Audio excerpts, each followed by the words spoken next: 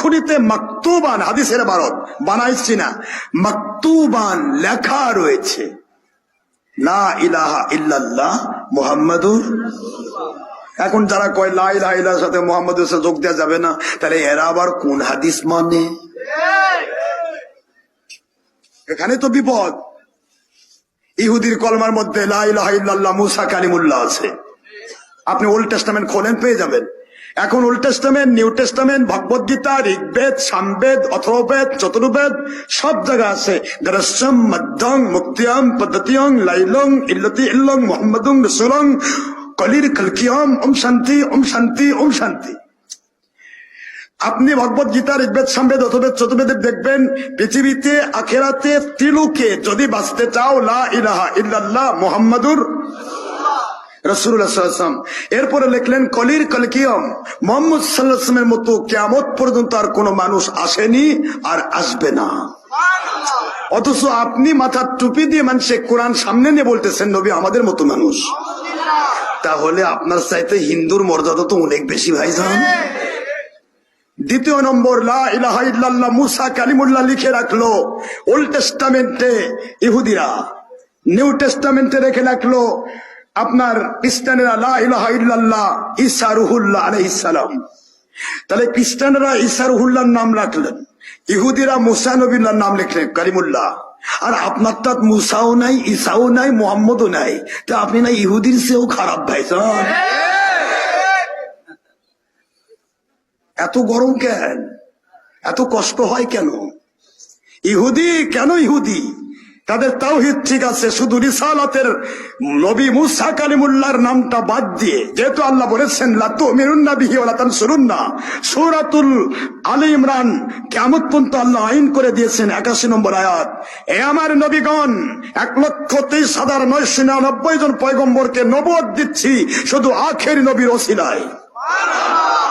ওই আখিরি নবী যখন নাজিল করব, আপনাদের শরীয়ত বাদ দিবেন, আপনাদের উম্মতদেরকে নিয়ে আমার আখিরি নবীর উপরে লা তুমিনুন্না বিহি ঈমান আনবেন, বায়াত হবেন, সাহায্য করবেন। জোরে বলুন সুবহানাল্লাহ।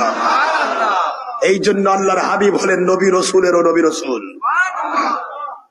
কোরআন শরীফ সূরাতুল আলে ইমরান 81 নম্বর আয়াত শরীফ। আপনারা কষ্ট পাচ্ছেন আমার কথা?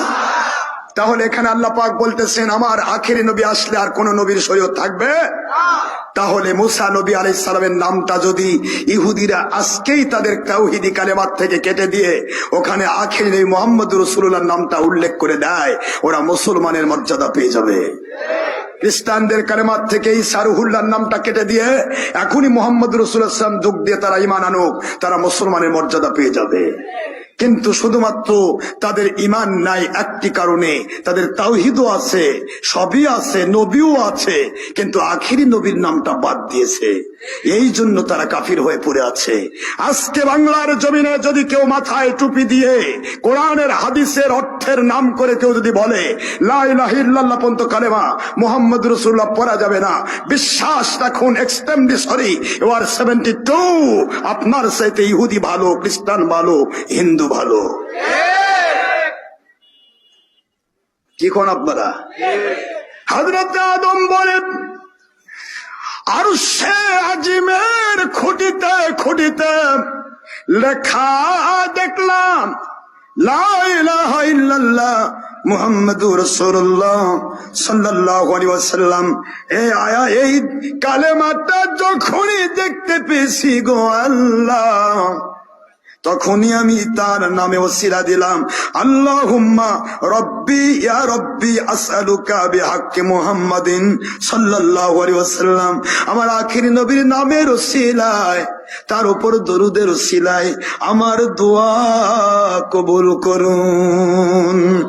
আল্লাহ বলেন কদ সাদাকতা ইয়া আদম, আমার আদম নবী আলাইহিস সালাম আপনি সত্য বলেছেন, আপনি আখিরি নবীর নাম মুবারকের ওসিলা দিয়েছেন, তার উপর দরুদ পড়েছেন, এই জন্য আমি আপনার দোয়া কবুল করে নিলাম।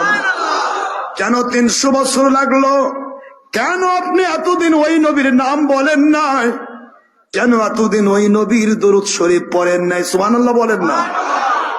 আপনি তো নবী, নবীদের দোয়া আমি মুস্তাজাবুদ দাওয়াত কবুল করে নেই, কিন্তু আপনার দোয়া কবুল করিনি একটি কারণে, আবুল বাশার আপনি কিয়ামত পর্যন্ত সকল মানুষের বাবা আপনি। আপনার ছেলেগুলোকে শিখাতে চাই আপনার দ্বারা নবী রসুল হয়েও, প্রথম নবী হয়েও আদম আলাইহিস সালাম 300 বছরের দোয়া কবুল হয় নাই, আখের নবীর নাম মুবারক এবং দরুদ না পড়ে ওসিলা না দিয়ে তার সন্তানেরা তো নবী না। তোমরা 5,000 কোটি বছর 5,000 কোটি মানুষ মিলে যদি দোয়া করতে থাকো আর আমার আখিরি নবীর নামের ওসিলা যদি না দাও, দরুদ শরীফ যদি না পড়ো, তোমাদের দোয়া আসমানে উঠবে না, কবুল হবে না। এই শিক্ষা দেওয়ার জন্য আমি আপনার দোয়া 300 বছর কবুল করিনি। ডোন্ট মাইন্ড আদম, আপনি তো নবী, আপনার দোয়া তো এমনি কবুল। সুবহানাল্লাহ। আদম আলাইহিস সালামকে এবার আল্লাহ লাস্ট ফিনিশিং এ বলতেছেন লাউলা, দেখেন হাদিসের ইবারত, এ বাবা, লাউলা মুহাম্মাদুন, মূল কথা আমার এটা, লাউলা মুহাম্মাদুন, যদি মুহাম্মদ সাল্লাল্লাহু আলাইহি ওয়াসাল্লামকে সৃষ্টি করার ইচ্ছা আমার না থাকতো, মা খলাকতুকা ইয়া আদম, আয় আমার আদম আলাইহিস সালাম, আমি আপনাকেও সৃষ্টি করতাম না। এখন আপনারা বলেন, আদম নবী পৃথিবীতে সৃষ্টির দিন জুমার ঈদের চাইতেও বড় ঈদের দিন। আদম নবী দুনিয়া থেকে আল্লাহর দিদারে মশগুল হওয়া ইন্তেকালের দিন ঈদুল আযহা, ঈদুল ফিতর চাইতে বড় ঈদের দিন। বুখারী সহ 50টি হাদিসের কিতাব। এখন ওই আদমও সৃষ্টি হতেন না, যে আখেরি নবী না সৃষ্টি হলে সেই নবী আসার দিন বড়ই দুঃখের দিন। এক্সট্রিমলি সরি, দে আর 72।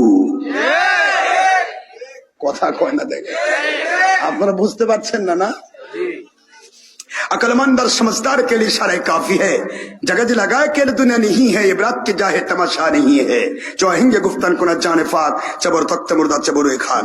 আমি বলতেছিলাম, তাহলে জুমার রাত্রিতে আপনারা সময় কাটাচ্ছেন, এই রাত্রিতে যে সময় কাটালো আল্লাহর হাবিব বলেছেন মান আহিয়া